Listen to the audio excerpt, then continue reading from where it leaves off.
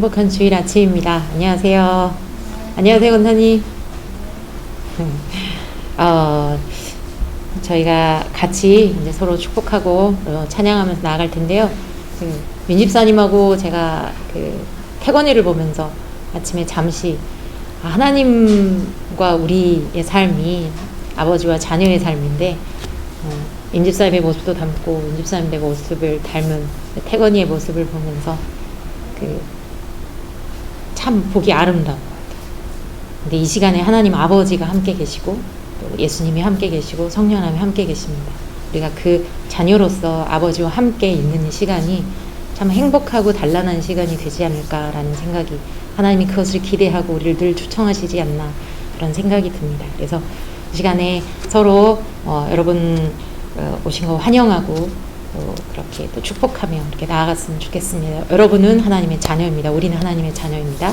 그래서 이 시간에 서로 이렇게 인사하실까요? 네, 앞뒤 좌우로 좀 바라보시면서 안녕하세요. 네, 환영합니다. 마지막으로 찬양하고 하나님 앞에 같이 기도합니다.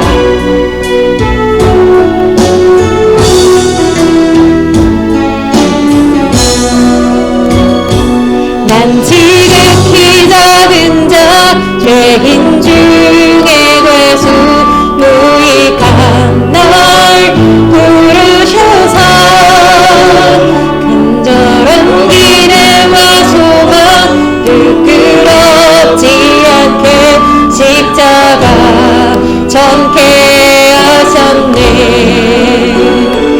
어디든지 가리라 주 위에 서라면 나는 전하리 그 십자가.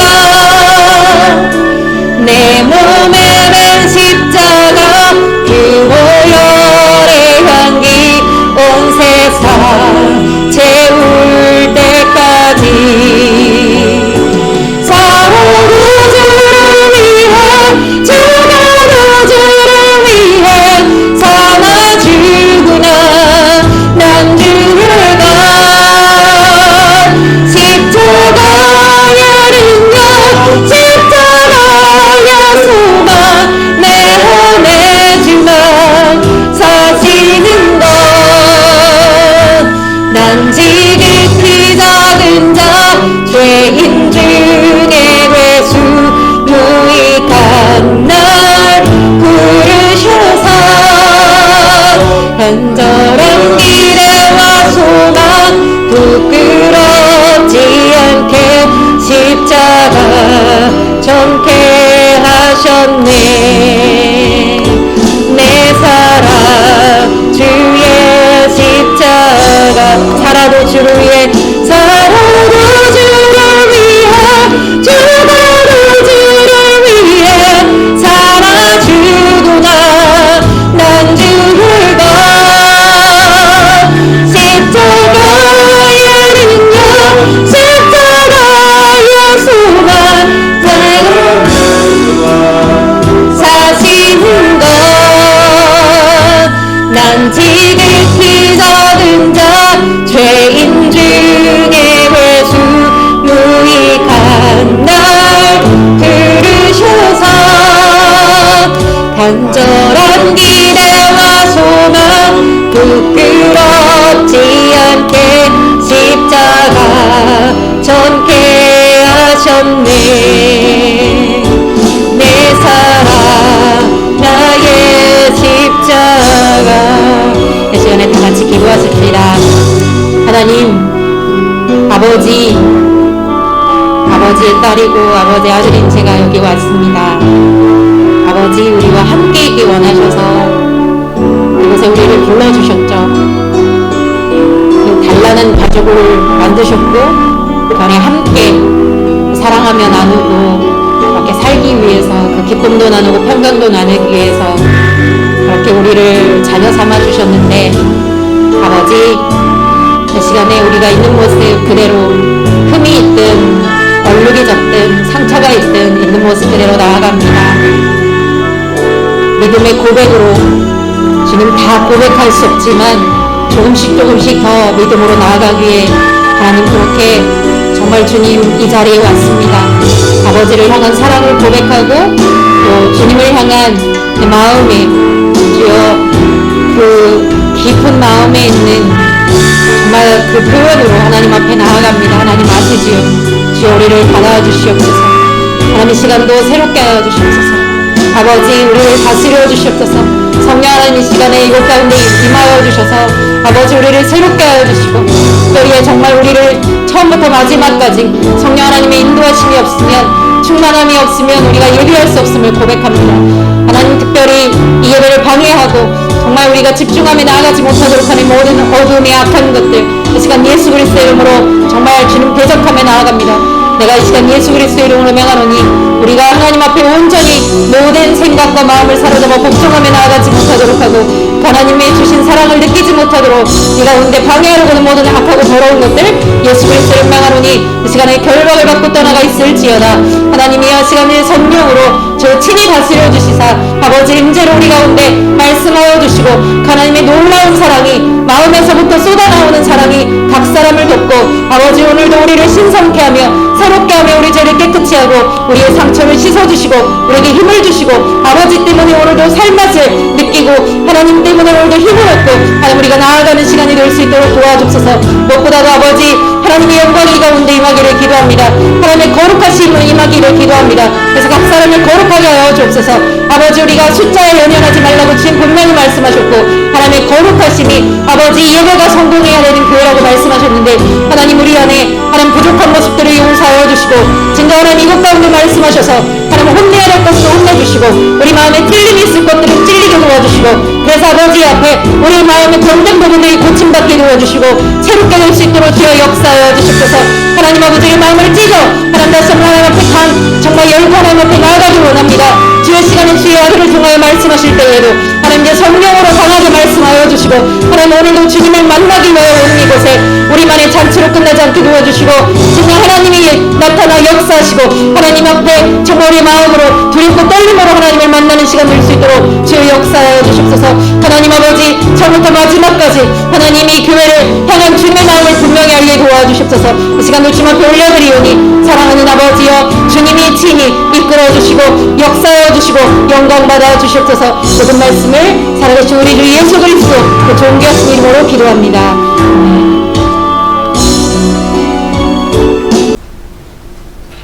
디모데전서 1장 12절로 15절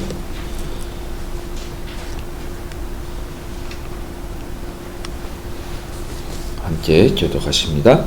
나를 능하게 하신 그리스도 예수 우리 주께 내가 감사함은 나를 충성되이 여겨 내게 직분을 맡기심이니 내가 전에는 비방자요 박해자요 폭행자였으나 오히려 법률을 읽는 것은 내가 믿지 아니할 때에 알지 못하고 행하였습니다.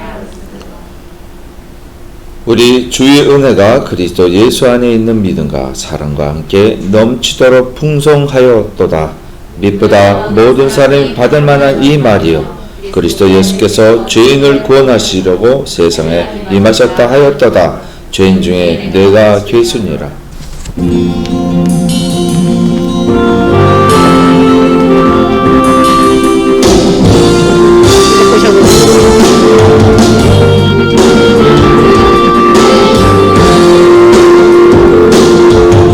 나 주님의 기쁨 되기 원하네. 내 마음을 새롭게 하소서. 새 부대가 되게 하여 주소. 주님의 빛 비추게 하소서.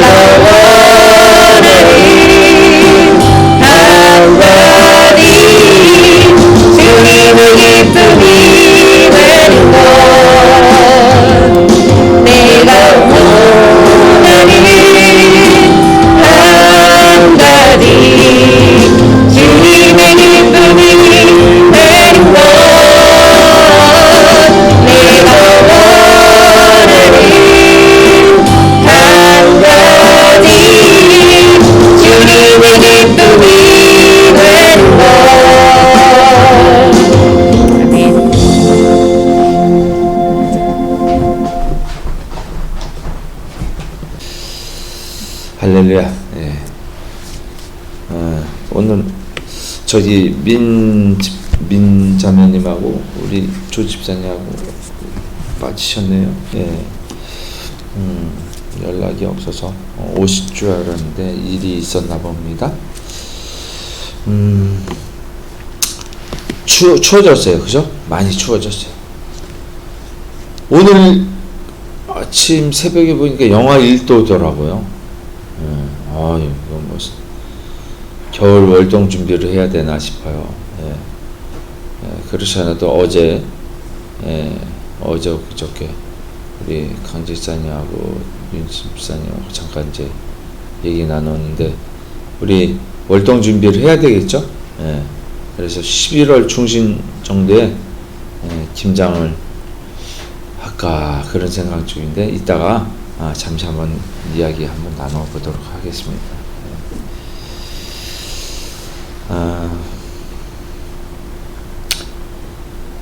지금 이제 디모데전서 1장은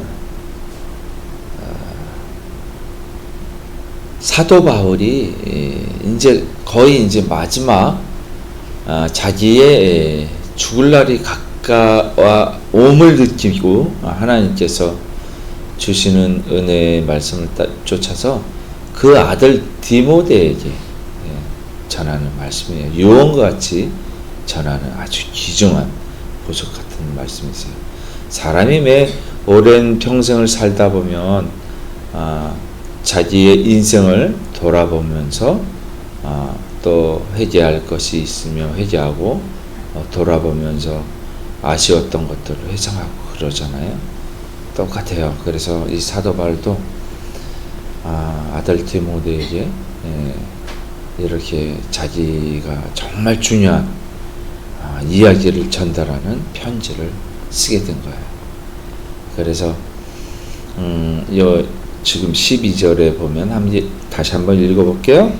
나를 능하게 하신 그리스도 예수 주께 내가 감사함은 나를 충성되이 여겨 내게 직분을 맡기심이니.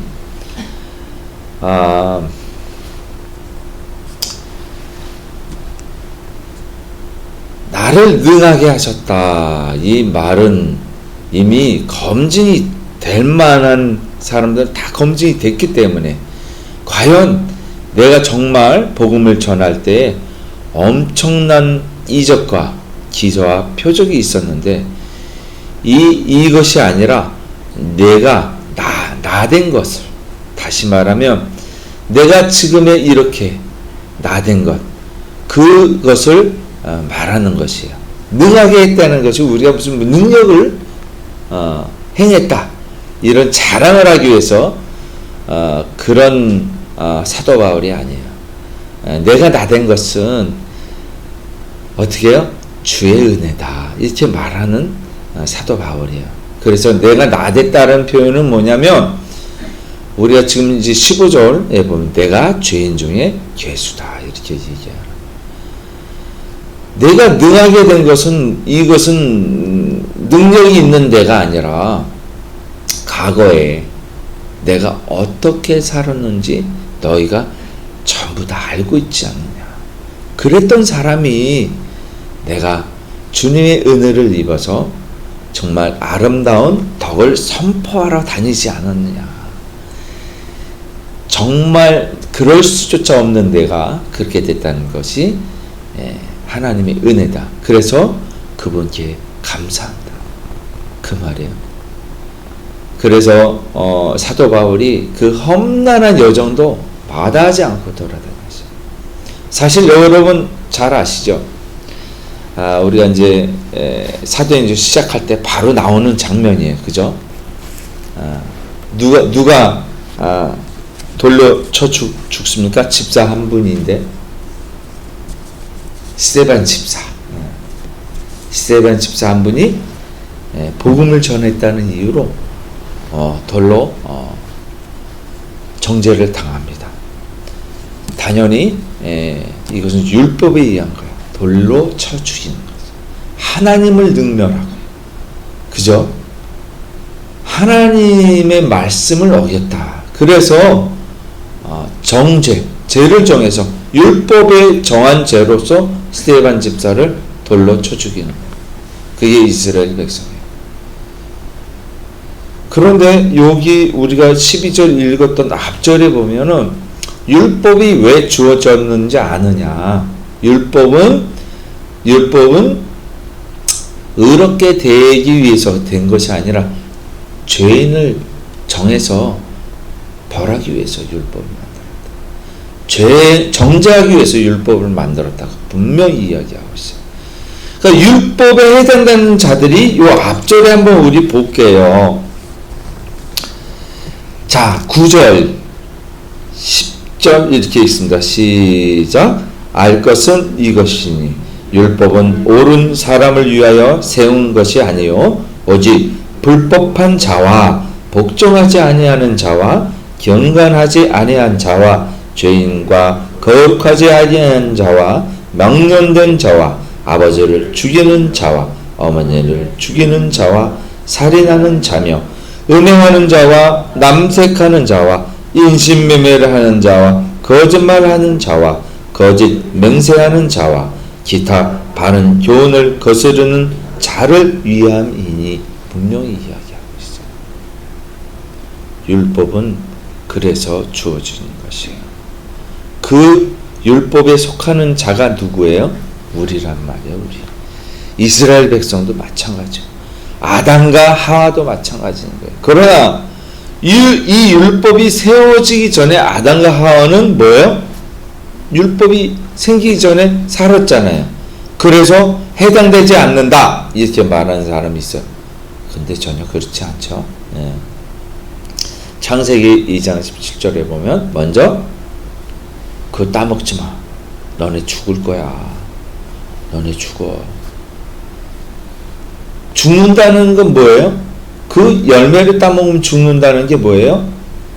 사망의 나무잖아요.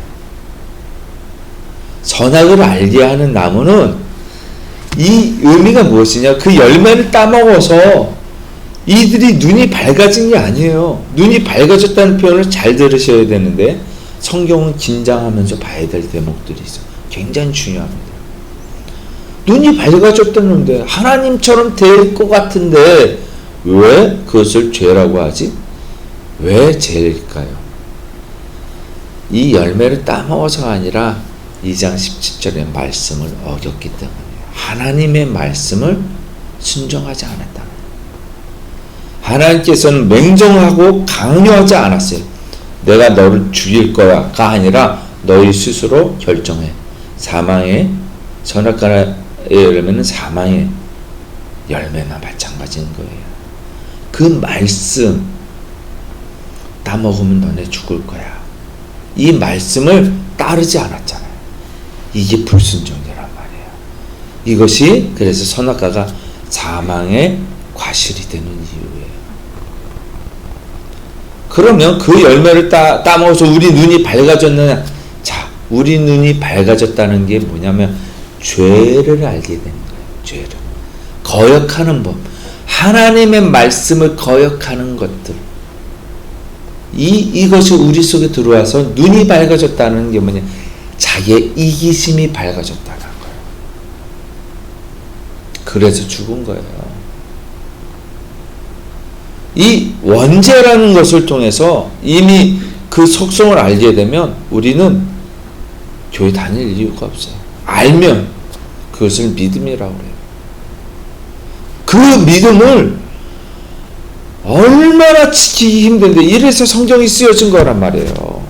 근데 믿음이 믿습니다 한마디로 이야기해서 내 입술로 고백한다고 해서 그게 믿어지느냐 말이에요. 아니에요. 아담과 하와는 하나님과 동행했던 사람이에요. 우리는 동행조차도 못하고 우리는 하나님 보는 것조차도 못했어요. 이전에는 하나님이 계신 것조차도 몰랐어요. 그런데 그렇게 간단히 믿습니다 해가지고 될까요? 아담과 하와는 그렇게 동행하고 하나님의 사람을 느끼고 경험해봤던 사람들이었지만은 그들은 어떻게 했어요? 하나님의 말씀 듣지 않았어요. 이 가슴 속에서 뭔가 꿈틀거리면서 생각 속에서 뭐 저기에서 무엇인가 조금씩 꿈틀꿈틀대기 시작한 것, 그것이 죄의 싹이 피어난 거예요. 우리 속에서 이기심이라는 그 싹이 커진 게, 눈이 밝아진 거예요. 죄의 눈이 밝아진 거죠. 소매치기들은 벌써 딱 보면 알아요. 눈이 밝아가지고 딱, 저기에 뭐가 있고, 가슴 쪽에 뭐, 그렇죠? 뒷주머니에 뭐가 있고, 벌써 저 사람이 이렇게 하다 핸드폰은 뭐 뒤로 늘 것이 딱 대번 안단 말이에요. 그런 것과 똑같아요. 우리는 모 눈에는 뭐밖에 안 보인다고 얘기하잖아요. 요즘 참 너무 재미있는 보셨나 모르겠습니다. 재미있는 장면들이 국회에서 많이 연출되더라고요. 모 눈에는 뭐밖에 안 보인다고 그러고, 사과를 개한테 줘. 개가 잘 먹나요, 사과를? 그냥 뭐 사과는 개한테 줘버려라, 뭐 이런 말로 그냥 올렸다고 하는 거죠. 글쎄, 너무 참 안타까워요. 정말 그 정도밖에 안 되나 싶기도 하고. 어느 누구나 다 똑같아요. 완벽한 사람은 없어요. 근데 거기에서 흥미로운 장면을 봤어요. 설계한 자, 죄인. 그래서 아니 왜 죄인이라고 표현을 하시죠? 참 그러네 보면서. 설계하신 분은 하나님이세요. 네. 그 설계에 의해서 집을 지으신 분이 예수님이세요. 그 설계에 의해서 재료를 공사하시고 그것들을 만들어주신 분이 성령님이세요. 근데 그분이 한 분이세요. 우리한테 보여지는, 하나님이 그렇게 보여진다는 것이에요. 세 분 따로따로 있어서 그렇게 한다는 것이 아니라 우리가 느끼기에 따로따로의 하나님처럼 보이는 거예요. 그것을 삼위일체, 성경에서는 삼위일체라는 말 자체가 없어요. 세 분 다 한 분이시다, 이렇게 이야기되는 것이에요. 물론 꼭 뭐 삼위일체, 세 분의 격이, 위치가 동일하다라는 거. 우리가 느끼기에 우리 가운데서 역사하시는 분은 누구세요? 어느 하나님이세요? 성령 하나님이시잖아요. 그분 별거 아닌 것처럼 우리가 살아가고 있는 게 현실이에요. 이것을 회복하는 거예요. 성령 하나님 계시는데 우리는 성부 하나님만 부르짖고 뿅 하고 나타나 주세요. 시온산에 있는 것처럼. 네? 하나님 십계명 주신 그 산에 계신 것처럼 뭐 우리 동네 산에도 불타오르고 구름처럼 하늘에서 말씀으로 주세요. 뿅 갈릴리 호숫가에 계신 예수님처럼 그렇게 나타나 주세요. 우린 그걸 바라는 거예요. 근데 그렇지 않다고 얘기하는 거예요. 보이지 않는 하나님, 네 마음속에 있는 하나님이 그분들하고 똑같은 하나님이야 라고 말하는데 우린 믿지 못하는 거예요. 왜 이렇게 어렵게 만들어 놨을까요? 뭐 삼위일체, 그게 아니라 하나님은 여기도 아니고 저기도 아니고 오직 마음에 계시는 하나님이다 라는 걸 처음부터 가르쳐 주셨으면, 성경은 그렇게 말하고 있는데 우리가 몰랐던 거거든요. 그냥 우리가 제대로 못 배운 거예요. 왜? 이미 아담과 하와의 마음속에 하나님이 계셨어요. 근데 이 마음이 뭐예요? 때가 끼기 시작한 거예요. 뭐 때문에? 뭔가 심어졌어. 이 마음속에 뭔가 심어졌어요. 누구를 통해서? 사단을 통해서 우리 마음속에 어둠의 사망의 씨앗이 심어졌어요. 근데 그거를 성령의 불로, 하나님 이거 안 되죠? 제가 우리한테 필요한 게 뭐냐면 하나님 말씀에 의지하고 이것 버리겠습니다. 이 씨앗을 태워버리겠습니다. 이게 자유의지예요. 우리에게 선택권이 있었던 거예요. 아시겠어요? 우리가 저질렀단 말이에요. 우리가 하나님을 버렸단 말이에요. 그래서 이 싹을 피우기 시작한 거예요. 마음속에. 그 마음을 회복하는 게 믿음이에요. 그 마음으로 다시 돌아가는 게 에덴 동산이죠. 그죠? 이렇게 어렵게 우리가 생각을 하는지 몰라요. 돌아가지 마세요. 하나의 교회로 바로 오세요. 웃으면 소리지만 로마서 11장 13절 함께 읽을게. 시작. 내가 이방인인 너에게 말하노라. 내가 이방인의 사도인 만큼 내 직분을 영광스럽게 여기노니. 그렇습니다. 이방인의 사도로 사울은 바울로 부르심을 받았어요. 예. 사울이었던, 스데반을 죽였던 사울이었던 그가 이방인의 사도로 부르심을 받았어요. 우리는 어떤 부르심을 받았을까요? 무엇을 하라고? 사울처럼 우리가 살았던 이 일상에서 이제 바울로 부르심을 받은 거죠. 우리는 사울로 살았던 우리의 인생에서 이제 무엇으로 부르심을 받았을까요? 우리가 부르심을 받은 이유가 있어요. 조금 전에 말씀드렸죠. 이 마음속에 씨앗을, 사단의 씨앗을 제거하는 거예요. 우리가 해야 되는 거예요. 이 밭에 심겨졌다는 거예요. 이 밭에 심겨진 게 뭐예요? 이 밭이 얼마나 중요하다고 말씀해요. 옥토가 돼야 되는데 가시밭, 돌짝밭, 길가밭, 때로는 이렇게 힘든 우리의 마음들로 인해서 그 말씀, 하나님의 말씀을 다시 심는데 방해가 되는 거예요. 우리의 밭은 이미 훼손되어 있는 거예요. 그렇게 길가밭, 돌짝밭, 가시밭, 그것으로 훼손되어져 있는 거예요.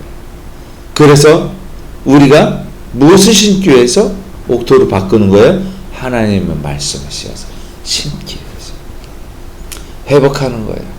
그것이 바로 뿌리를 뽑는 거예요. 하나님의 말씀을 심는다는 건 역으로 사단의 말을 뿌리를 뽑아 버리는 거예요.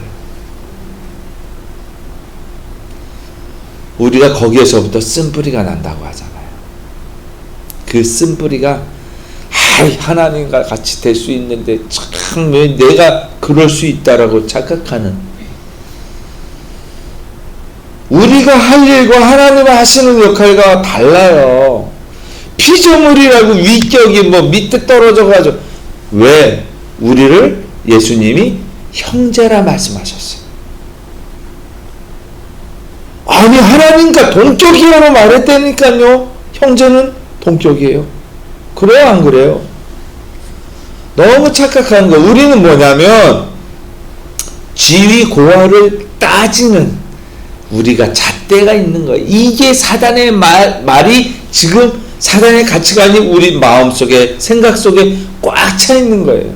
남보다 더 비교 위에 서려고 하는, 비교하려고 하는 이 마음이 사단의 속성이고 마음인 거란 말이에요. 이것을 버리고, 그 비교하고 지위를 버리고 하늘 보좌에서 어디요? 이 천하고 천한 땅에, 천하고 천한 비교 같죠? 왜 그러냐면 더러워진 세상이 있대요. 비교하는 세상이 천하고 천한 세상이라는 거예요. 그 비교를 하지 아니하시고 내려오셔서 실로 자기의 질고가 아니라 이 세상의 질고로 지고 십자가로 돌아가셨다는 거예요. 예수님께서. 과연 그러한 사람이 있을까요? 예수님 같은 사람 있을까요? 찾아보셨어요? 한번 우리는 찾아보기를 원해요. 그래서 조금이라도 우리와 같은 레벨선상에 있는 사람의 말, 행적이 더 감동되잖아요. 하나님은, 예수님은 감동이 안 돼. 원래 그런 분이시니까. 네? 그러니까 우리의 신뢰를 주위에서 찾으려고. 그러니까 비교해서 이게 떠나질 못하는 거예요. 우리가 놀라운 거예요. 이게 본능이야, 본능. 히브리서 8장 6절 있습니다. 시작. 그러나 이제 그는 더 아름다운 직분을 얻으셨으니 그는 더 좋은 약속으로 세우신 더 좋은 언약의 중보자시라. 놀라운 거야. 그렇게 동격으로 사신 예수님이 그 제자들을 불러 동격 삼아주시고 친구라 삼아주시고 그 제자들의 더러운 발을 친히 씻겨주시기까지 하셨어요. 그러면서 너희들의 정말 그 더러운 죄를 내가 대신 가져갈게. 그 때를 더러운 그 것들을 가지고 십자가에 올라가신 거란 말이에요. 그 중보자가 지금은 우리 눈앞에 안 계시니까 믿음이 힘들어. 이렇게 얘기합니다. 성령님, 하나님 좀 보여주세요. 우리 마음속에 더 좋은 중보자가 계신다고 지금 히브리서 8장 6절을 말하고 있는 거예요. 더 좋은 중보자.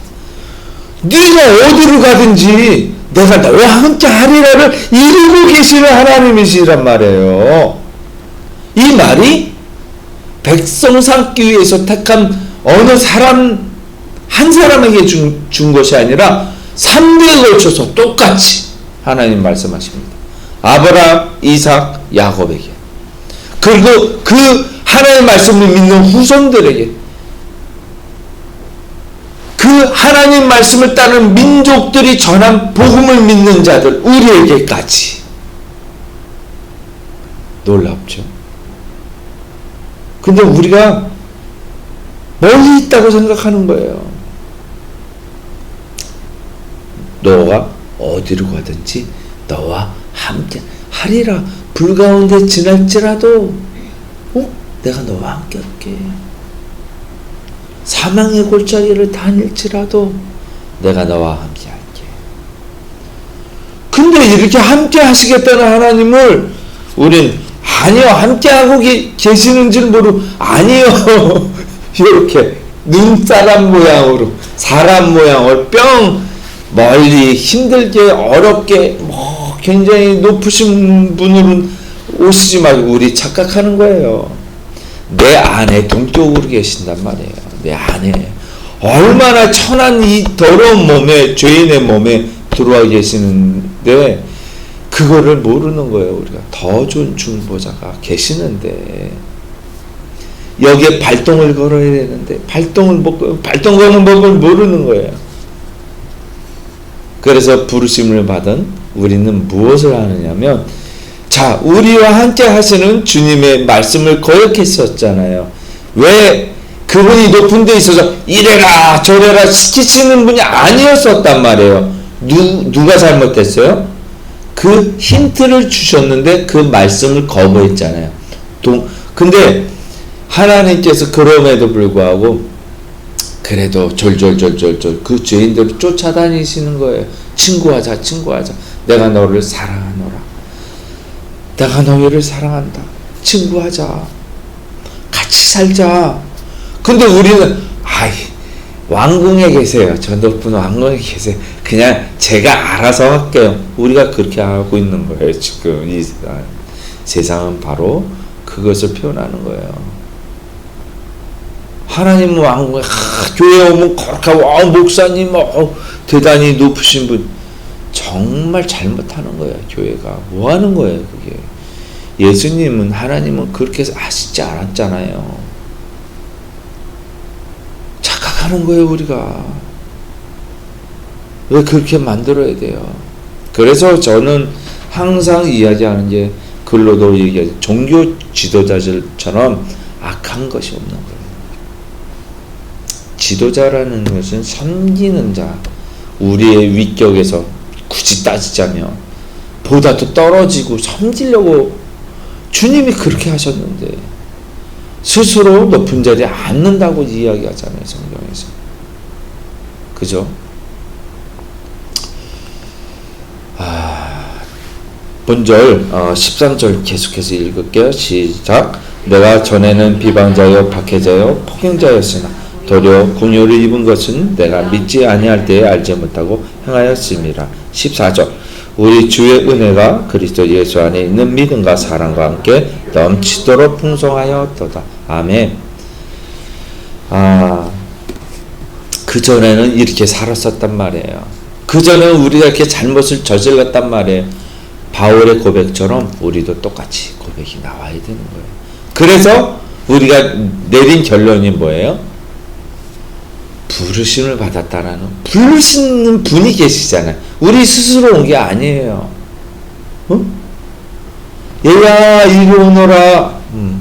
여보세요. 저기 사망의 길로 한참 걸어가고 있는 거예요. 저쪽으로 가면 낭떠러지예요. 그런데 그게 너무 안타까워서 그 뒤를 졸졸졸 쫓아다니면서 얘야 부르시는 분이 계신단 말이에요. 그분이 예수님이시라.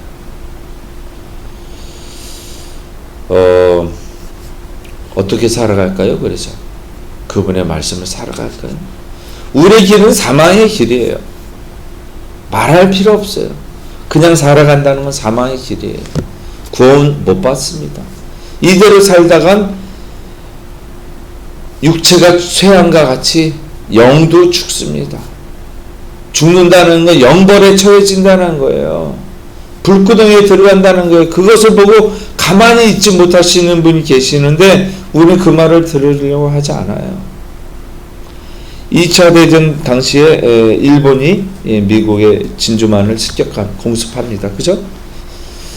그 진주만을 공습해서 그래서 반격에 나서기 위해서 비행기 편대가 출발했습니다. 너무 급하게 출격하다 보니까 이 편대 중에서 한 비행기의 조종사가 계기판을 보니까 연료가 반밖에 안 실었습니다. 갈 수는 있는데 돌아올 비행기가 없는 거예요. 일본은 그렇게 했잖아요. 그것이 가미가제란 말이에요. 돌아오지 못하게. 죽으러 가는 거예요. 일본 가미가제가. 그런데 그렇게 용감하고 애국심에 불타오르는 그 젊은이들 때문에 뭐 승전을 한다고 난리가 난 거죠. 그런 마음을 갖고 간 게 아니라 떠나면 죽는 거예요. 그것을 알고 떠났던 거예요. 가미가제는. 근데 이 조종사가 이제 편대장에게 보고를 합니다. 이름이 이제 헨리라고 하는 오헤어 성이 오헤어인데 오헤어 헨리라는 조종사인데 편대장한테 얘기하니까 편대장이 그럼 바로 돌아가라. 돌아가서 연료 채워서 다시 오는 게 낫겠다. 그래서 얼른 돌아가는 중간에 보니까 저 밑으로 적응 비행하고 있는 일본 비행기들이 9대가 있는 걸 발견해요. 자기는 혼자예요. 근데 뭐 연락할 수 있는 방법이 없는 거예요. 왜냐하면 그 비행기가 공습을 하게 되면 그 배는 침몰할 수밖에 없단 말이에요. 거기는 다른 비행기가 아무것도 없으니까 대적할 수 있는 비행기가 없어서 할 수 없어서 자기 혼자서 열심히 사격을 하고 그들을 쫓아가면서 막 공중전을 펼칩니다. 몇 대를 격추시켰지만은 계속적으로 그들이 그 배로 와요. 그 배가 가면 그 2,000명이 넘는 배에 있는 승무원들은 다 몰살당하는 거예요. 그러면서도 자기 죽음을 무릅쓰고 비관정을 쏘는데 그 비행기들이 도저히 안 되겠는지 물러갑니다. 결국 그 배를 온전하게 구출을 합니다.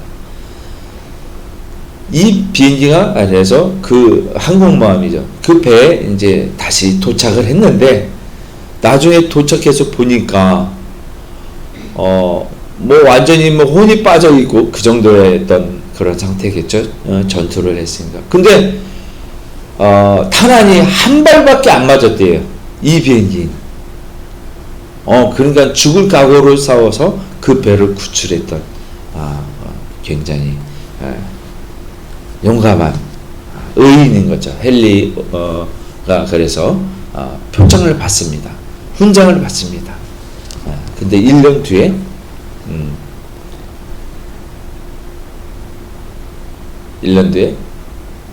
전사를 해요. 그 전쟁에 갈 때. 그랬던 그의 이름을 따서 시카가 공항이 이름이 바뀌어요. 어떤 공항으로? 오헤어 공항으로 바뀌어요. 시카고에서 제일 큰 공항이 오헤어 공항이에요. 그래서 시카고 공항의 이름을 오헤어로 바꾼 거예요. 그런데 또 다른 오헤어 한 사람이 있습니다. 여러분 대부 보셨죠? 대부 가파도. 응? 그 주인공이 누구예요? 뭐 주인공이라고 하면 좀 그렇지만은 알카포네, 그죠? 시카고의 굉장한 깽단 두목이었는데 이가 점차 세력을 넓혀서 미국 전역을 전부 다 장악하는 대단한 힘을 발휘했던 알카포네. 그가 미국에서 가장 존경받는 인물 중에 한 사람으로 뽑혔었다는 거예요. 1920년대. 돈을 엄청 번 거예요. 1년에 1억 달러를 벌었다는 거예요. 수입액이. 그래서 미국에서 제일 돈 많이 버는 사람 중에 한 사람으로 아인슈타인 가 더불어서 3명 중에 한 사람, 존경받는 사람으로 부자니까 치장이 된 거죠.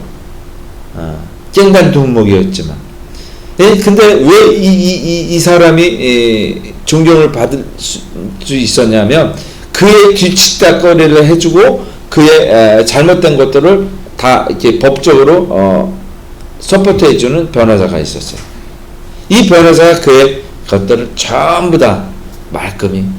근데 이 변호사가 어느 날 갑자기 그 생활을 하는 것에 대한 큰 반성, 회개가 일어난 거예요. 내가 이 일을 하는 것이 온당한가? 하나님 보기에 온당치 않다. 내 아들 보기에 내가 이제 자식을 낳고 기르는데 내가 어떤 떳떳함으로 내가 자식에게 내가 아버지라고 할 수 있을까? 이 변호사도 돈이 엄청 많았겠죠? 그 알카포네가 뒷배경을 봐줬으니까 돈을 엄청 줬을 거예요. 시카고에 한 블럭이 있을 만큼의 굉장한 대저택에서 살았다고 해요. 근데 그가 그렇게 결심을 하고 이 알카포네의 범죄 사실들을 다 경찰에 이야기합니다. 자료를 다 줘요. 경찰들은 그 이전까지 알카포네를 잡기 위해서 모든 수단을 다 쓰고 경찰들이 하마죠. 그들 밑에 들어가고 경찰들이 피해를 많이 입었지만 알카포네를 잡아넣지는 못했어요. 근데 이 변호사의 제보로 말미암아서 알카포네가 징역을 갑니다. 알카포네가. 그 이름이 누구냐? 헨리 오헤어. 아까 말씀드렸던 비행 조종사는 부치 오헤어. 본명이. 헨리 오헤어가 자기 아들을 위해서 그 알카포네의 죄를 제보를 했지만 그가 제보를 했던 거는 아들을 위해서입니다. 그 아들이 누구였냐? 아까 비행기 조종사 부치 오헤어예요. 이 아들을 보자 그런 일을 했다는 거예요. 사실은 자기가 제보를 함으로 해서 죽을 줄 아는 거예요. 그래서 결국 깽단들에 의해서 난자를 당해요. 기관총으로. 그렇게 죽습니다. 결국 아들을 위해서 자기가 그것을 제보를 하고 그 아들은 또 나라를 위해서 자기의 동료들을 살리기 위해서 죽음을 부릅쓰고 전장에 투입을 해요. 우리는 어떤 사람으로 살까요? 과거에 알카포네 죄인들, 범죄자들을 도우면서 우리 스스로도 범죄자로 살고 있지는 않았는지, 지금 역시 그렇게 살고 있는지 한번 다시 봐야 됩니다. 누가복음 10장 19절 읽습니다. 시작. 내가 너희가 뱀과 정갈을 밟으며 원수의 모든 능력을 제어할 권능을 주었으니 너희를 해칠 자가 결코 없으리라. 아멘. 믿는 자에게는 이렇게 능력을 주신다는 거예요. 또 한 가지 비유를 드릴게요. 어느 장로님이 사업을 굉장히 번창시켜서 성공하셨습니다. 근데 항상 사업을 번창하며 지금 이 시대에는 뭐요? 법을 잘 밟아가면 번창할 수 있어요? 번창할 수 없어요. 이상해요. 불법을 저질러야지 돈을 버는 거예요. 요즘 자꾸 방송에서 불법을 저지른 자, 뭐 이런 걸 얘기하죠. 이 장로님도 그래서 돈을 많이 벌었는데 세금 포탈을 했겠죠. 예. 그거 걸려서 세금 조사를 받았어요. 뭐 그러잖아요. 뭐 38 기동대 뭐 이런 거 있잖아요. 세금 징수를 걸려서 세금 그 포탈을 하면 죄가 굉장히 중해서 엄청나게 조사를 받습니다. 그러니까 검사 앞에 가서 이제 그 조사를 받는데 기도를 맨 처음에 하셨대요. 이 장로님이 제발 좀 제가 드러나지 않게. 이게 감동이 안 오더래요. 그 감동이 안 와서 안 되겠다. 어떻게 해야 되나. 근데 하나님께서 네 죄를 다 고백해라. 그러면 깜빡하는데 그렇죠? 근데 어쩔 수 없어서 이 장로님이 검사한테 조사를 받는데 이게 큰 놈인데 이거 굉장히 크니까 이걸로 해서 쓸 테니까 그거는 인정하십니까? 그러니까 장로님 네 인정합니다. 알겠습니다. 그러는데 아니 잠깐만 그거 말고도 세금 포탈한 게 더 있습니다. 저기 보면은 여기에 또 있어요. 그러니까 보니까 진짜 칼로 했단 말이야. 그러고 나서 아니 이상하구나. 알겠습니다. 그럼 이것도 증명해. 네. 잠깐만 또 있어요. 또 저기 얘기하고 또 있습니다. 이거 증거 조작한 거예요. 또 계속 얘기하는 거예요. 그러니까 검사가 조사하다가 황당하잖아요. 여태껏 모든 사람이 자기의 죄를 축소하려고 하지 늘리는 사람은 없거든요. 그래서 어떻게 했겠어요? 검사가 조서 꾸미는 거 탁 내려놓고 아니 당신은 어떻게 해서 다른 사람들은 죄를 죽이려고 숨기려고 하는데 어떻게 해서 계속 더 포탈했다고 그렇게 이야기를 하십니까? 당신은 됐으니까 그냥 돌아가세요.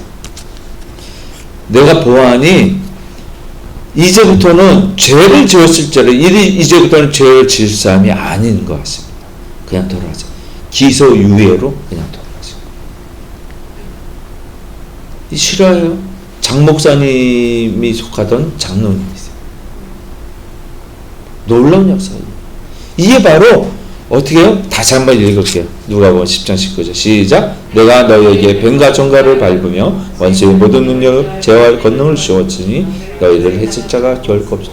숨겨야 하는 자 뱀에게 물리고 정갈에 물립니다.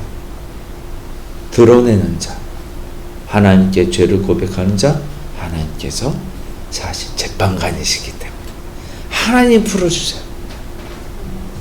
이 세상에서는 우리가 이길 수 있는 힘이 없어요. 똑똑한 사람들 얼마나 많아요. 죄를 만들려고 하는 사람들 얼마나 많아요. 사실은 저도 법정에 섰었어요. 회사를 하다가 이리저리 돼서 이제 같은 주주 선배가 공직자인데 받은 거예요. 뇌물을. 그 제가 대표로 있으니까 똑같다. 이 회사가 받은 거다. 해가지고 들어가지. 분명히 그 나올 수 있는 형이 1년 아니면 6개월 정도 나올 수가 있다는 거예요. 형이. 그러면 집행유예, 잘하면 집행유예가, 형은 안 살고 집행유예 정도는 될 거다. 그러나 그거는 감옥 가는 거나 똑같은 거란 말이에요. 그래서 제가 그랬어요. 마지막 저 죄를 졌습니다. 죄를 졌으니까 당연히 응당히 받아야죠. 그냥 그렇게 얘기했어요. 응당히 받아야죠. 그러나 그것을 위해서 제가 다 알면서도 이렇게 했던 얘기를 했어요. 그러니까 근데 이 3심 재판관이었어요. 그때 그 사건이 워낙 커가지고 3심 재판관인데 갑자기 수근수근 이러는 거예요. 왜 그러나? 죄를 지려면 주지 수근거려. 근데 그러다가 나중에 다 판결이 나는데 벌금으로 그냥 처리를 해버리더라. 벌금 몇백만 원 조금 내고 말았어요.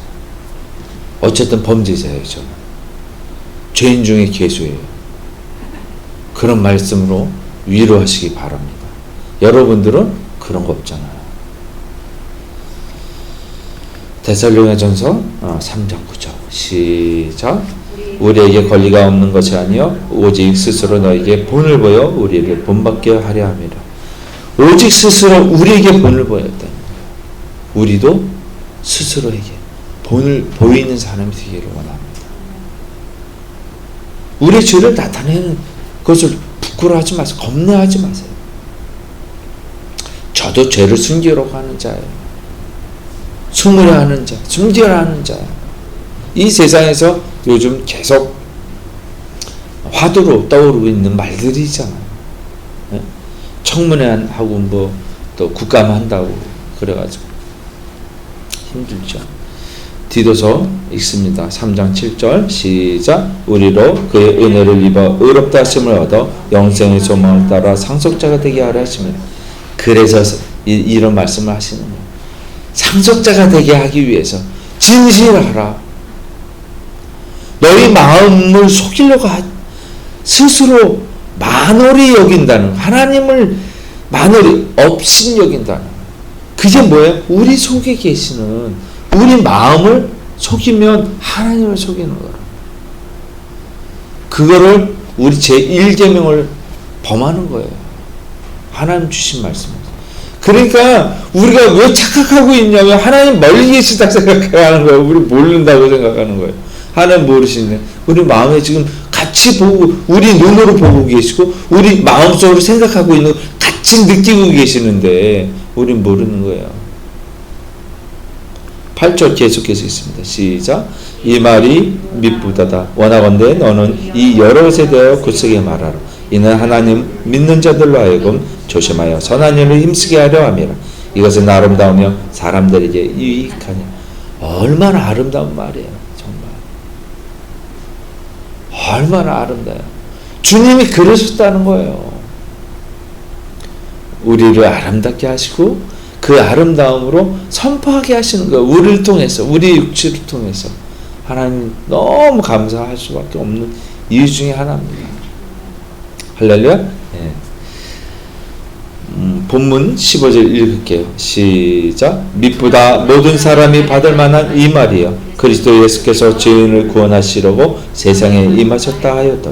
죄인 중에 내가 그래서 죄인 중에 내가 괴수다라고 말합니다. 바울이 자기 자신에 계시는 성령님을 속이지 아니하고 보고 계신 하나님을 내가 괴수였다. 괴수하면 어떻게 생각하나? 우리나라 사람 괴수하면 누구예요? 김일성이잖아. 예. 괴수하면 용갈이잖아요. 예. 괴수, 괴물이었던가? 그 영화가? 뭐죠? 한강변에서, 예, 그 괴물이죠? 한강변에 있던 메기같이 생긴 커다란. 우리 그런 걸로 생각하는데, 우리가 그렇다는 거예요. 바울이 그렇다는 거고. 흉악하게 생겨. 아름다운 게 있어요. 널렸어요. 한국 사람도 얼마나 이쁘고 잘생겼다고 해외에선 지금 난리가 났어요. 그잖아요. BTS 왜 좋아해요? 못생겼으면 별로 그렇게까지 좋아하지는 않았을걸요? 잘생겼으니까. 왜? 남자들보다 여자들이 더 좋아하잖아요. 우리는 눈으로 판단해요. 이제 우리가 눈으로 판단하는 이 더러운 가시덤불과 돌짝밭과 길가밭을 버리고 이제 마음으로 느끼는 옥토밭이 되기를 주님의 이름으로 축원하겠습니다. 네, 그렇습니다. 로마서 3장 23, 4절 시작. 모든 사람이 죄를 범하였음에 하나님의 영광에 이르지 못하더니 그리스도 예수 안에 있는 성령으로 말미암아 하나님의 은혜로 값없이 의롭다 하심을 얻은 자 되었니. 할렐루야. 의롭다 여기심을 받았다. 의롭다 하심을 얻은 자가 된 거예요. 왜요? 고백하는 자에게. 내 마음에 고백하는 자예요. 네. 내 마음속에 양심을 속이지 않는 거예요. 그래서 베드로전서는 양심이 찾아가는 거예요. 하나님을 향하여 찾아가는 것이라잖아요. 그것이 세례라고 하잖아요. 그것이 세례고 그것이 그것이 말씀이란 말이에요. 물은 우리를 깨끗하게 하는 세례라는 거예요. 이 세례를 통해서 이 양심이 하나님을 향하여 찾아가는 것이에요. 얼마나 아름다운 말씀이세요. 이 말씀으로 우리가 집중하기를 원합니다.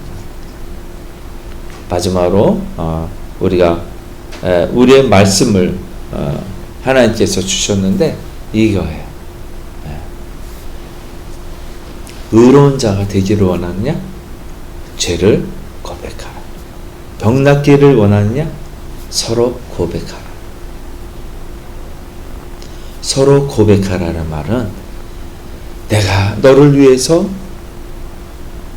이야기하는데 내가 너를 미워했어. 용서해 줄래? 마음을 푸는 거예요. 우리의 마음에 있는 것들을 털어놓기를 원합니다. 누구에게? 하나님에게. 그것도 양이 안 찰 때는 이웃에게 털어놔도 돼요. 아무나? 아니에요. 같은 우리가 믿음의 공동체 안에 있는 분들에게. 왜? 받아줄 만한 분들한테 해야 됩니다. 저 소매치기 있습니다. 경찰한테 가요? 그럼 바로 붙들려 갑니다. 그러나 내가 당신의 물건을 훔쳤습니다. 그래? 이렇게 얘기해줘. 고맙다. 회개하고 있는 사람을 정죄하지 않아요. 정죄해서 그 사람이 훔쳤다고 고소를 하면은 경찰서에서 이 사람 참 나쁜 사람이네. 이렇게 얘기해요. 오히려 고소한 사람. 걱정하지 마세요. 하나님께서 붙잡아 주시고 하나님께서 우리 마음속에서 움직여 주십니다. 위로하여 하나님께서 그러는 거예요. 고통받는 백성들아 들어라. 너네들이 고통받지. 저 제사장들에게, 저 서기관들에게, 저 성직자들에게 모든 것들을 빼앗기지. 고통받고 있지. 그래서 하나님께서 말씀하시죠. 내 백성을 위로하라. 고통받는 내 백성을 위로하라. 우리는 위로 받아야 됩니다. 우리 자신에게 위로를 줘야 됩니다. 걱정하지 마. 하나님 계셔. 하나님 내 마음 알아주셔. 얼마나 놀라운 일들이 일어나는지 몰라요. 정말로.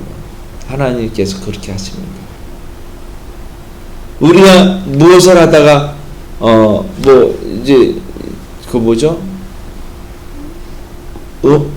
무슨 음악 경쟁 프로그램 많잖아요, 지금. 근데 심사위원이 굉장히 실력 있는 심사위원이 얼마나 연습을 하셨는지 정말 대단하십니다. 너무 잘하셨어요. 수고하셨어요. 이 말에 가수는 울컥합니다. 울컥하고 눈물이 나요. 자기를 알아줬기 때문에. 그 고통을 알아줬기 때문에. 근데 하나님은 이미 다 알고 계세요. 알아주고 포상계까지 세우고 계시는데 우리는 그분을 잘 못 느껴요. 그죠? 그래서 하나님을 느낄 때 하나님께서 역사하신다고 할 때 우리가 눈물이 흘릴 수밖에 없는 거예요. 이 천한 나를 하나님이 알아주시니까 얼마나 기쁜지 몰라. 보상도 필요 없어. 얼마나 기쁜지 몰라요. 하나님 음성 들었다는 그 기쁨, 하나님이 알아주시는 그 경험, 정말 소중해. 그래서 이 소중한 하나님의 흔적을 가지고 우리가 살아가는 거예요. 이 흔적으로 우리의 힘을 얻는 거예요. 이 흔적으로 이제 다시는 죄를 짓지 않으려고 그 사랑에 감격해서, 그 위로에 감격해서 정말 우리의 목숨을 버리기까지도 하는 거예요. 그래서 사도 바울은 그렇게 살다 갔습니다. 우리도 의를 위하여 핍박받는 자 억지로 안 됩니다. 하나님의 사랑을 느껴야만. 전제 조건은 우리가 주님께 죄를 고백할 때, 이야기할 때 역사가 일어납니다. 이 역사가 오늘도 이제 영원까지 주님 앞에 가는 그날까지 계속적으로 우리의 죄를 고백하는 우리가 되기를 원합니다. 그것은 다시 말하겠습니다. 하나님의 은혜와 위로가 임하는 여러분이 되기를 주님의 이름으로 축원하겠습니다. 기도하십니다. 할렐루야. 참 좋으신 하나님 아버지, 하나님은 미쁘셔서 우리를 굳건케 하시고 악한 자에게서 지켜주십니다. 아버지 하나님께서 우리의 마음을 인도하여 하나님의 사랑과 그리스도의 인내에 들어가게 하심을 감사드립니다. 아버지 하나님, 이 모든 것들을 주님의 말씀에 의해서 살아가게 하여 주심을 감사드립니다. 모든 영광과 모든 존귀와 아버지 하나님, 우리의 진실한 마음을 받아 주시옵소서. 우리가 살아가는 때에 이 땅에 우리의 소망이 되게 하시는 그 선하심을 우리 몸속에 흔적을 남겨주시고 그 흔적으로 인하여 소망이 되게 하여 주시오. 아버지 하나님의 말씀의 복음을 입 벌려 전할 수 있고 발걸음이 될 수 있도록 역사하여 주시옵소서. 이 모든 말씀 거룩하신 주 예수 그리스도 이름으로 감사드리며 기도합니다. 아멘. 하나님 아버지 감사합니다. 죄인 중에 괴수 같은 저희들을 주님이 자녀 삼아주시고 있는 모습 그대로 사랑해주시고 또 항상 돌보아주시는 그 하나님 때문에 아버지 우리가 살아갈 수 있도록 도와주셔서 감사합니다. 하나님, 우리가 빛 가운데 서로 형제자매가 되어 우리의 죄를 고백하고 또 우리 아픔을 나누고 그렇게 서로 신뢰하며 나눌 수 있는 하나님의 아름다운 공동체로 이 하나의 교회가 나아갈 수 있도록 도와주십시오. 그래서 이 안에 하나님의 치유가 일어나고 아버지의 위로가 있고 아버지의 사랑으로 하나 된 그런 가족으로 하나님의 아름다움을 드러내는 하나님의 나라가 늘 임하는 그런 아버지의 이 공동체가 되게 하여 주옵소서. 아버지 귀한 물질을 예물을 주님이 주셔서 또 이렇게 나눕니다. 하나님 아버지 앞에 드립니다. 아버지께서 받아주시고 하나님의 이름을 영화롭게 하는 그 일에 사용하여 주옵소서. 감사하고 예수님의 이름으로 기도합니다. 아멘. 며칠 전에 성경 이제 히브리서를 읽었거든요. 히브리서를 읽는데 그 11장이 저한테 되게 이렇게 마음에 와닿더라고요. 11장이 믿음장이라고 하는데 그 저한테 갑자기 믿음이 뭘까라는 이제 그런 이제 물음을 제가 제 자신한테 한번 줘봤어요. 그런데 머릿속에서 많은 생각들이 떠오르는데 입 밖으로 선뜻 믿음은 이것이다라고 이렇게 말을 못 하겠더라고요. 그래서 되게 황당스러웠어요. 그래서 계속 이제 11장을 또 읽으면서 그 1장의 믿음은 바라는 것들의 실상이요 보이지 않는 것들의 증거이니 그 말도 이게 뭘까 무슨 뜻일까 바라는 것들의 실상 이렇게 되게 고민이 많이 되고 이렇게 하나님한테 이제 제가 여쭤봐야 되겠다 그런 생각이 들었거든요. 그래서 윤 집사한테도 물어봤는데 윤 집사도 선뜻 대답을 못 하더라고요. 믿음이 뭐라고 생각해 이렇게 물어보니까요. 그래서 이제 그날 되게 막 이렇게 막 마음이 많이 이렇게 막 간절해지더라고요. 그래서 이제 그 다음날 밤에 기도를 하는 중에 하나님께서 깨닫게 해주시더라고요. 믿음은 하나님을 아는 것. 저한테 이제 주시는 그 그 답을 하나님께서 저한테 주시더라고요. 하나님을 아는 것. 우리가 이제 하나님 다 알잖아요. 세상 사람들도 하나님 모르는 사람들은 없잖아요. 근데 우리가 아는 하나님이, 제가 알았던 하나님이 성경에 있는 하나님, 그냥 성경에 문자로 기록되어 있고, 우리가 구약에 많이 기록된 것처럼 아브라함과 이삭과 야곱의 하나님, 그냥 그렇게만 생각을 하고 있었던 것 같더라고요. 그러니까 나의 하나님을 만나야 되는 것 같더라고요. 그래서 하나님께서 저한테 그런 답을 주셨던 것 같아요. 하나님을 제대로 아는 것. 저한테는 믿음이란 하나님을 제대로 아는 것이다라는 그런 답을 저한테 주셔가지고, 제가 계속 이제 그걸 가지고 제가 묵상하고 계속 생각해보고, 또 성경 또 읽고, 또 이게 뭘 이렇게 보다가 어떤 이렇게 누가 도서를 추천해줘서 그거를 또 주문해서 받아서 또 읽으면서 되게 이렇게 막 감동이 많이 왔거든요. 그래서 제가 이제 요즘 들어서 저한테 느껴지는 게, 내가 이제 하나님을 제대로 조금씩 알아가고 있구나라는 그런 생각이 들더라고요. 그리고 제 삶 가운데 하나님께서 조금씩 이제 변화가 일어나는 걸 제 스스로 느끼니까, 하나님의 정말 그 크고 놀라운 사랑을 이제 깨닫게 되고, 막 그럴 때마다 가슴이 벅차올라요. 그리고 제가 이제 11장 1절 말씀처럼 아까 전에 말했던 것처럼 바라는 것들의 실상이란 그 말을 계속 이번 주 내내 이렇게 되뇌었거든요. 근데 오늘 아침에 윤집사랑 태건이가 밥을 먹는데, 이제 윤집사랑 이제 믿음에 대해서 얘기를 했어요, 제가. 태건이가 갑자기 밥을 먹다가, 엄마, 중요한 거는 눈에 보이지 않는 거래. 정말이야? 이렇게 묻더라고요. 그래서 제가 놀라가지고, 너 그거 어디서 봤으니까. 이제 어린 왕자에서 그 말이 나온대요. 그래서 제가 이제 사랑을 예를 들어서 얘기를 해줬어요. 태건아, 너 사랑이 눈에 보여? 안 보이지? 엄마 아빠가 근데 너 사랑하는 거 알아? 그러니까 안 돼요. 그거야. 근데 갑자기 제 머릿속에, 믿음이 바라는 것들의 실상이라 그러는데, 그거구나. 정확한 저는 뜻은 잘 모르지만 하나님께서 저한테 주시는 게, 그래, 내가 너를 사랑하는데 너 눈에 안 보이지? 근데 너가 느끼잖아. 제가 느끼잖아요. 하나님의 그 크신 사랑을.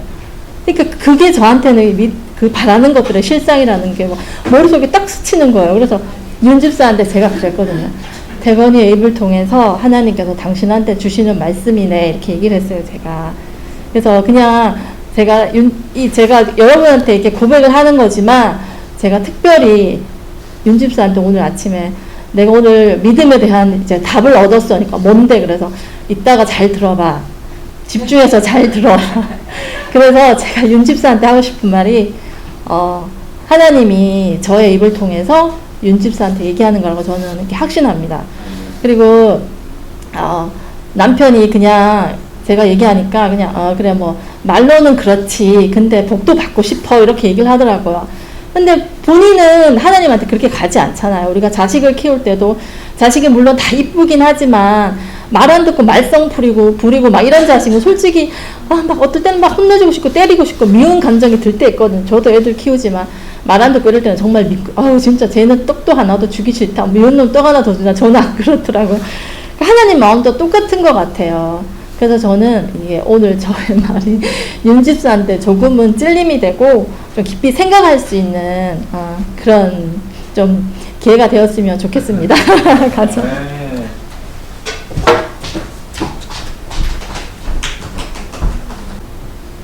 지금은 우리 주 예수 그리스도의 은혜와 지극하시고 무한하신 하나님의 사랑과 성령님의 감동감화 내주 교통하심이 지금 머리 숙여 고백하는 아버지 하나님의 백성들의 머리 위에와 또한 지금 이 시간에도 쇠해두고 어둡고 추운 곳에 있는 복음을 모르는 그들에게까지도, 동력 땅의 믿음의 형제들에게까지도 이제부터 영원토록 함께 있을지어다.